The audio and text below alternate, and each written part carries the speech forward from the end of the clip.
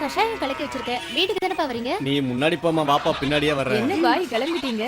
அதுக்குள்ள மீன் வித்துருச்சா? முக்காவாசி வித்துருச்சு மரகதம். கொஞ்சம் பாக்கி இருந்தது, அதை நம்ம சாந்தா கேடான்னு கொடுத்துட்டு வந்துட்டேன். என்னன்னு தெரியலடா, எனக்கு உடம்பு சரியில்லை. சாப்பிட்டது ஜீரணமாகாம ஒரே வயித்த வலி.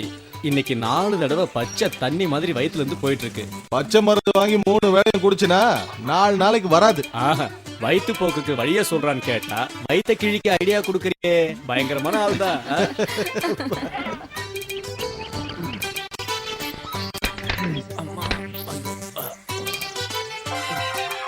அவசர நேரத்துல அதை கேட்டு எவ்வளவு அவஸ்தையா இருக்கு.